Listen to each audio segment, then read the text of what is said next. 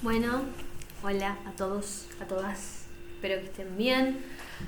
Mi nombre es Agustina, tengo 23 años y hace un tiempo ya venía pensando en hacer análisis de historias que voy leyendo, de libros y la verdad es que muchos libros, la verdad me tocaron un montón, pero Abel Sánchez de Miguel de Unamuno creo que es el libro que últimamente terminé de leer hace muy poco y realmente siento que cambió la perspectiva de la vida, me cambió la perspectiva de la vida en general, y me gustaría por lo menos poder compartir un poco de qué es lo que analicé yo y de qué es lo que vi. Cabe resaltar que yo soy una persona que ama leer, pero que no estudio carrera de literatura, no estudio carrera de filosofía, es completamente ajeno a lo que yo estudio, pero sí es lo que amo hacer.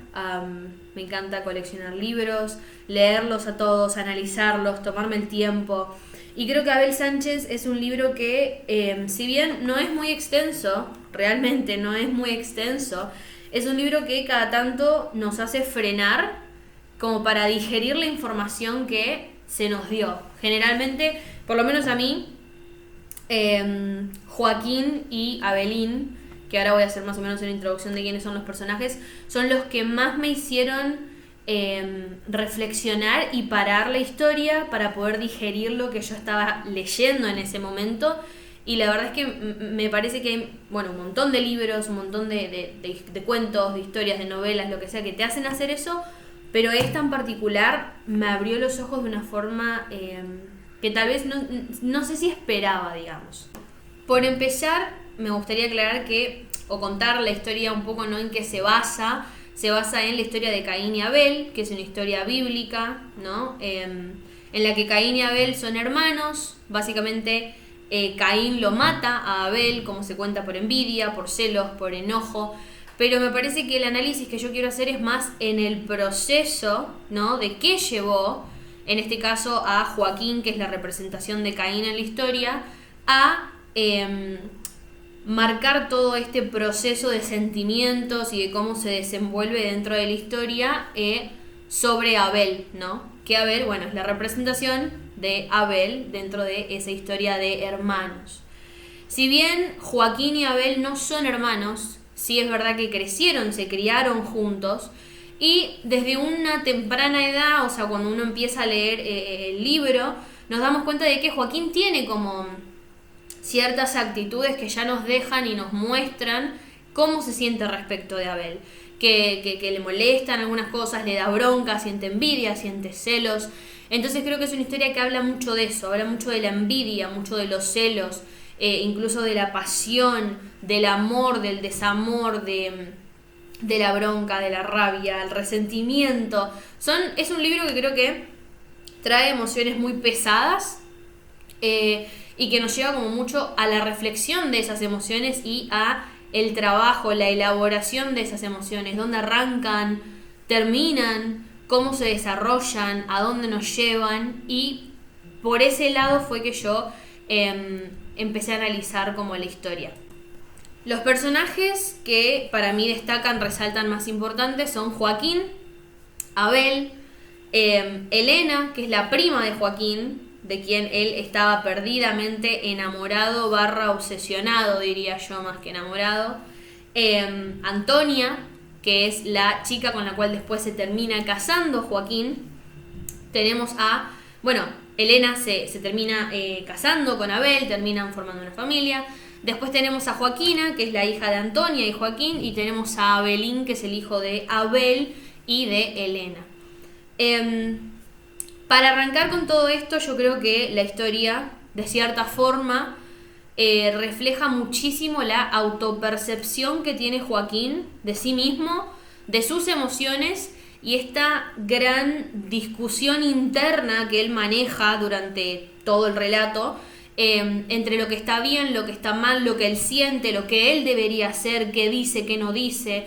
Y me parece que eso es algo a resaltar. Creo que la envidia, los celos, el resentimiento son un montón de emociones que todavía son, no sé si decir tabú, pero son emociones que mucha gente no se anima a confesar o a contar. Y cuando digo confesar no me refiero en un sentido religioso, sino como a poder ser honesto, honesta y decir, siento esto es lo que me está pasando. Creo que esta historia también muestra ambos lados, ¿no? El receptor, el que escucha a un posible Joaquín dentro de nuestra sociedad, chicos y chicas de mi edad, gente más grande, incluso chicos y chicas más chicos, y la persona que se abre, que confiesa, que cuenta qué es lo que pasa. También creo que es una historia que habla mucho desde el punto de vista de Joaquín de esta desigualdad con la que venimos todos al mundo, ¿no? En la naturaleza. Plantea mucho el tema, mientras va pasando el libro, no la historia. Él habla mucho de esto de como para que algunos estén sanos, otros están enfermos. Y en su momento ha llegado a plantearle a su esposa que él no quería tener otro hijo u otra hija más, que con Joaquina estaban bien, porque si no el amor se iba a tener que dividir, porque el amor nunca alcanza para abarcar, ¿no? a todos los hijos. Entonces, de cierta forma, Antonia no lo entendía, no estaba de acuerdo con eso, digamos. Y lo que más me gusta a mí de este relato es ver también cómo más adelante él genera una relación con el hijo de Abel como para poder llevar a cabo su venganza. Pero es algo que viene como más adelante. Partiendo de la base, creo que algo que se toca también en esta historia es mucho la envidia y la bronca con gente de nuestro entorno, ¿no? Con personas cercanas a nosotros, sobre todo Joaquín. Joaquín está obsesionado, perdidamente enamorado de Elena, que no sé si son primos el amor y la obsesión, pero un poco por ese lado van. Y vemos cómo le dio rabia y le dio bronca que Abel terminara con Elena, pero él indirectamente tal vez, en cierta forma, un poco los llevó a juntarse, un poco los llevó con algún que otro comentario, ¿no? Y a veces, bueno, esas cosas suelen pasar. Y eso es uno de los puntos que voy a tocar más adelante. Pero me interesa mucho hablar del proceso y de las emociones que llevan, por ejemplo, en esta historia de Caín y Abel, a que Caín mate a Abel. Porque uno siempre mira el resultado, pero en realidad es como el fruto de un árbol. O sea, viene una raíz, esa raíz se alimenta el agua, con agua, con sol, que vaya a saber uno qué representan en nuestra vida el agua y el sol. Y el árbol crece y después de un tiempo da sus frutos. Entonces me parece que es una buena historia para poder ver los procesos. Porque muchas veces somos como somos, porque sentimos lo que sentimos y nos lleva mucho también a evaluarnos. Creo que es un libro sumamente reflexivo. Me ha pasado, es lo que decía, no es un libro extenso. Tengo libros que son muchísimos más extensos que los he leído más rápido. Por una cuestión de que son tan profundas las reflexiones que a veces tengo que frenar para sentarme a pensar y escribir un poco qué es lo que interpreto yo de todo lo que quiere decir. Primer punto, la envidia, los celos, la venganza, prima de todo esto, me parece que son sentimientos, arrancando por la envidia y los celos, son sentimientos que todavía la gente no admite que son reales. Me parece que la envidia, los celos, la bronca, el enojo, la injusticia, que son todavía conceptos que no podemos entender porque algunos tienen más privilegios que otros, venga por el lado que venga, son sentimientos que ya de por sí sabemos que, por lo que se nos enseñó, son sentimientos malos, son cosas malas que no podemos pensar. Entonces, creo que la envidia, los celos, el enojo, la bronca, es algo común a todos y a todas nosotros y nosotras. Nadie se puede escapar de sentir celos en algún momento, de sentir envidia, porque son sentimientos que afloran, que nosotros podemos controlarlos a partir de entender si están bien o si están mal, entender por qué, de dónde. Pero si no hay una reflexión, que me parece que Joaquín es muy bueno reflexionando a lo largo de la historia, no vamos a entenderlo y nos vamos a enfocar solamente en que eso está mal. Y si solamente le presto atención al final, al resultado, va a ser completamente difícil que yo pueda modificarlo, porque no estoy viendo el medio. Es como dije, el árbol, ¿no? El sol, el agua, con qué estamos nutriendo todo eso. Primero eso. Después, me parece también que hay muchos sentimientos ocultos que Joaquín no confiesa o que vemos lapsos, ¿no? Como ya cuando está al borde y explota, como es en una situación con Joaquina, que no termina por contarle mucho, pero llora y le dice, reza por tu padre. Es como un extremo, ¿no? También es una persona que guarda y después por medio de acciones pasivo-agresivas termina desenvenenándose, como termina sacando eso que él llama de veneno. Muchas veces nombra esa envidia como cáncer, como demonio, o sea, lo nombra de muchísimas maneras. Y creo que viene acá el concepto de tener miedo de confesarlo también por la mirada ajena, un poco, ¿no? Porque es lo que va a decir el otro. También la presión social. Joaquín en su momento como que luchaba por esto, ¿no? De ser, no sé si reconocido, pero de tener su clientela, de ser un buen médico. Y lo veía a Abel tan exitoso, tan, con sus cuadros, con sus pinturas, que seguía sintiendo que él era menos. Y también vemos como toda esta falta de autoestima que tenía Joaquín al no valorarse a sí mismo y simplemente estar mirándolo a Abel constantemente.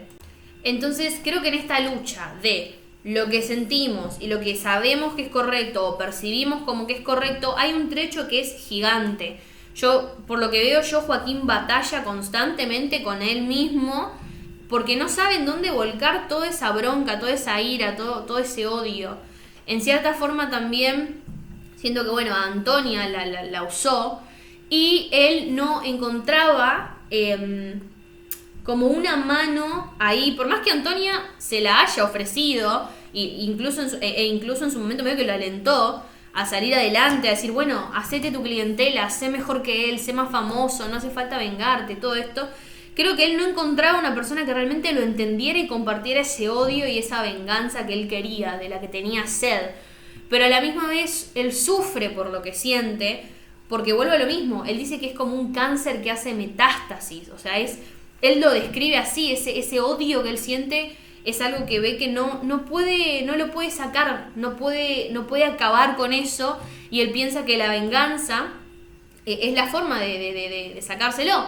Incluso cuando Abel estuvo muy enfermo, él por dentro decía que tenía esa voz interna, esa lucha que en tan solo un par de renglones es una lucha impresionante que tiene dentro de sí, de matar a Abel, pero ¿qué va a pasar? La gente se va a enterar y cómo va a ser. Entonces creo que esa es una realidad muy cercana a todos, no al punto de matar, pero sí al punto de decir, ¿y qué hago? ¿Qué hago con esto? O sea, ¿qué hago con este sentimiento? Si hago esto, las personas se van a dar cuenta de esto, de aquello. Entonces creo que eso también nos lleva a otro punto que me llamó mucho la atención, y es que en lugar de poder, yo digo, vomitar ese veneno en algún lado, en un papel con una lapicera, hoy en día también tenemos el acceso a terapia, algunas personas menos que otras, pero amistades, gente de confianza, en lugar de plasmarlo en algún lado, muchas veces lo guardamos. Y es verdad que esas cosas que son pesadas, son feas, terminan haciendo que uno se pudra por dentro.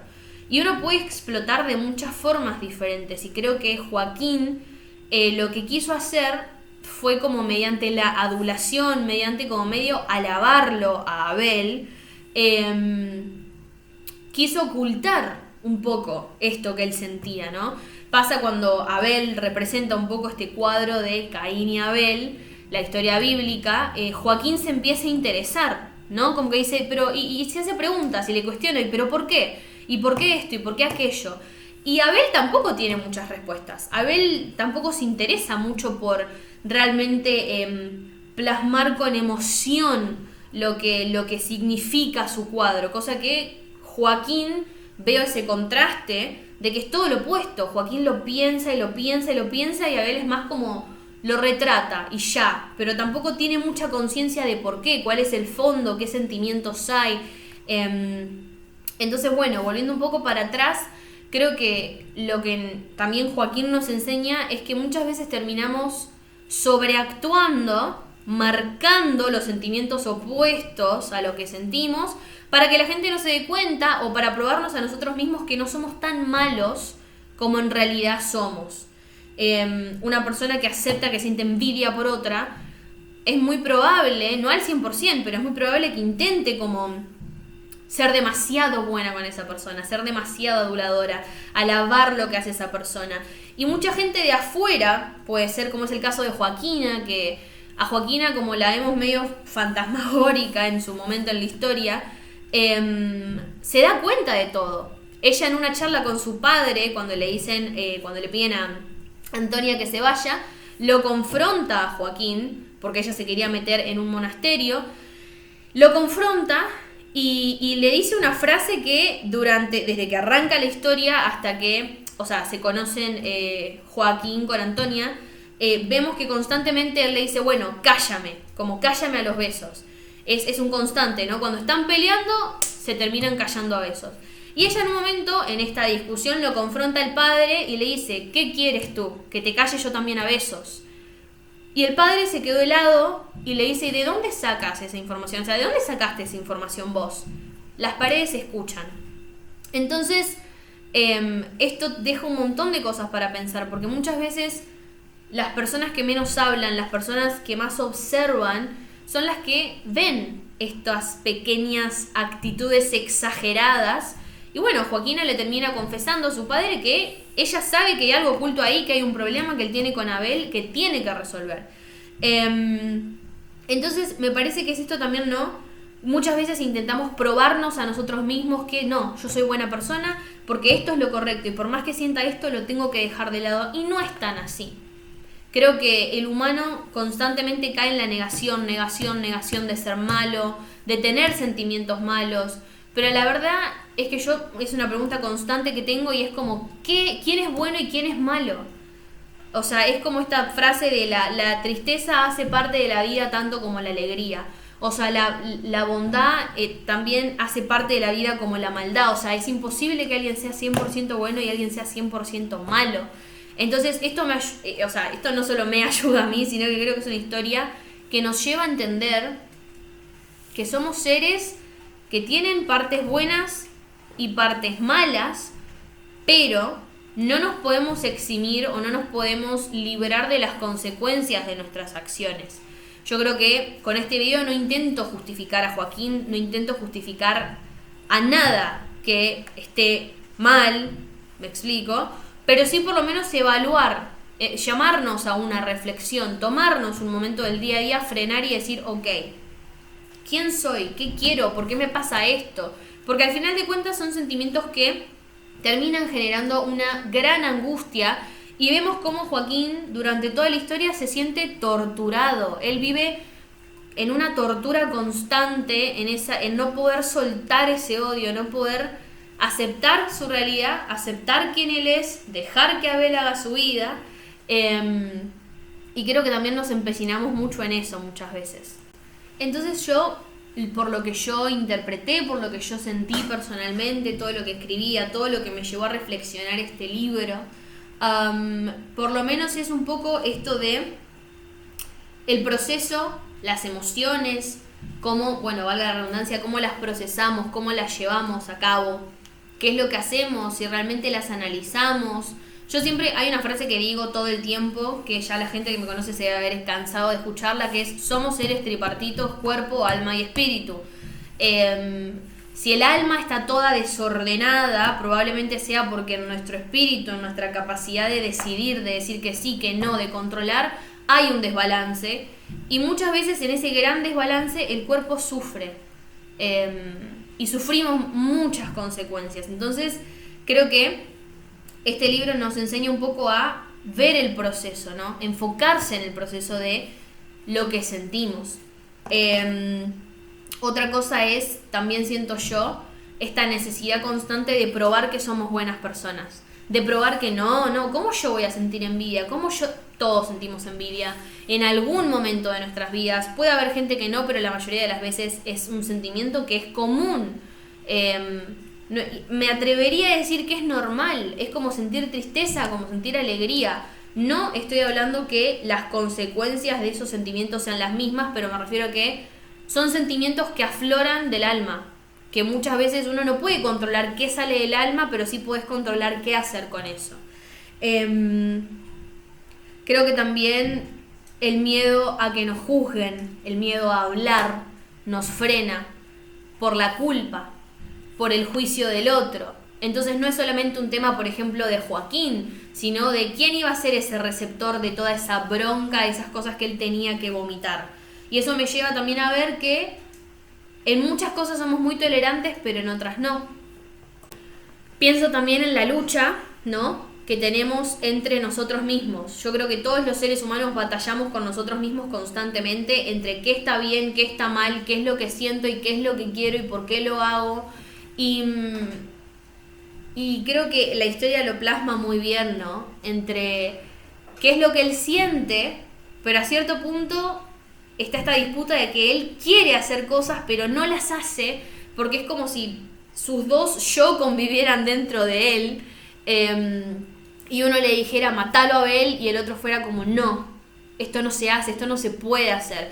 Y creo que es una lucha interna que todas las personas vivimos y que bueno, me llevó a entenderlo también. Tal vez este punto no sea tanto para pensar qué hacer, sino más como para entendernos a nosotros y a nosotras como humanos, como personas, cómo también funcionamos en cierta forma. También uno de los últimos puntos es, creo que buscamos constantemente probarle a los demás lo que decía antes, que somos buenos.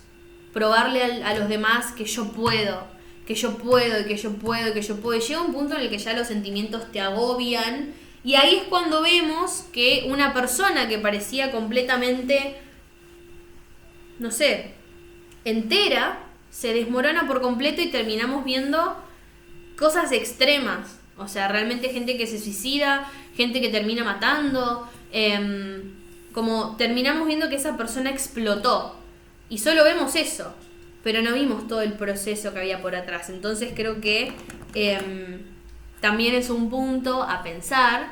Y finalmente una de las cosas que más me llamó la atención es cuando Joaquín medio se vuelve el maestro, ¿no? El segundo padre de Abelín, que es el hijo de Abel, y en una charla Abelín le confiesa que él siente que su padre no tiene pasión por lo que hace, por pintar. Él dice, a él solo le interesa la fama, no le importa. Para ese momento Abel se estaba acostando con otras mujeres. Entonces, claro, Joaquín se encuentra en esta disputa de, perdón la expresión, pero la puta madre. ¿Cómo puede ser? Yo amaba a Elena lo eligió a él, yo nunca lo hubiese traicionado. La tengo a Antonia, que es mi esposa, que me ama, que me es fiel, que él como la tiene como en un altar un poco más, pero no la ama. Entonces como que entran todas esas contradicciones. Abelín le cuenta esto y él ve en Abelín una posibilidad de decir, bueno, te voy a sacar a tu hijo y ese hijo va a ser mío. Como que quiere llevar a cabo esa venganza y quiere ver si de alguna forma se puede desprender de ese odio uniéndolo con su hija Joaquina. O sea, la cabeza de Joaquín está constantemente maquinando. Y cuando Abelín le cuenta esto, él de cierta forma no lo sigue a Abelín. Como que intenta ir tanteando el terreno y ver qué es lo que tiene para decir ese chico. Y de esa forma como que Joaquín siento que ve que por fin encuentra a alguien que piensa igual.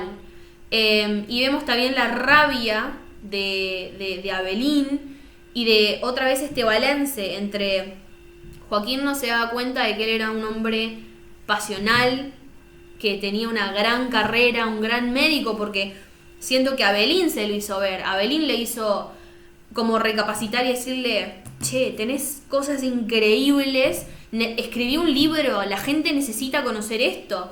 Y él decía que no, como que no, acá en España, eso no. Y Abelín le decía, tenés que publicar un libro, sos un gran maestro, te veo con pasión. O sea, y es muchas veces como toda esa pasión y todo ese talento se derrocha por no enfocarnos y ver al otro constantemente. Y es muy loco como Abelín, al ser hijo de Abel, lo ve al padre, cómo lo trató, Y también está este juego de conceptos, ¿no? Que Joaquín tenía de Abel. Joaquín lo veía a Abel casi como un dios. Y de repente ver que Abelín le dice, no, pero él conmigo es así, él me trata como hasta incluso no me niega el dinero, pero mi padre no está presente, vos estás presente conmigo, me cuidás, me das consejos, me enseñás. Y creo que ahí cae la última reflexión a la que yo llegué, y es como muchas veces nos creamos e idealizamos cosas en nuestra cabeza que no son, y terminamos perdiendo nuestro tiempo, nuestro talento, nuestra pasión, solamente por compararnos con el otro. Y me parece que esa reflexión, sin todo este trasfondo del libro, de esta historia de Abel Sánchez, sería muy llana, muy plana, sería como una frase más. Nada, creo que este libro está escrito de una forma que por ahí no es muy atrayente, tal vez para gente de, no sé si mi edad o por ahí más jóvenes, no sé, la literatura es muy amplia en todo sentido, pero es una novela que creo que lleva muchísimo la reflexión. Creo que es lo que dije, yo he tenido que frenar un montón de veces para escribir cosas, para poder digerir. Creo que es una historia a la que casi nadie se puede sentir ajena o ajeno. Y me parece que, bueno, justo acá en la parte final dice, a ver de dónde arranca. Con pocas intervenciones del narrador, conoceremos por los diálogos y las confesiones de Joaquín un drama tan humano, tan íntimo, que nadie, ningún lectora, podrá sentirse ajeno o ajena. Abel Sánchez es una novela de ideas, todo un desafío para quienes disfrutan y creen que pensar es una fiesta. Me parece que ese es el resumen, pero perfecto, de lo que es esta novela.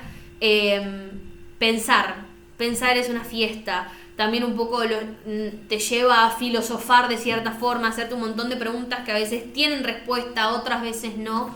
Pero creo que la capacidad de reflexión, de autopercepción, nos lleva a lugares tan profundos, tan íntimos, tan vulnerables y tan reales, que es imposible después volver atrás y no volver a ver la vida de la forma en la que la veíamos antes. Así que, nuevamente, yo soy una simple lectora de libros que, bueno, ama la literatura, pero bueno, no tengo ninguna carrera en la facultad, ni me considero una persona experta. Simplemente quiero compartir mis análisis, lo que yo entiendo, lo que yo veo desde mi perspectiva de joven adulta, con 23 años.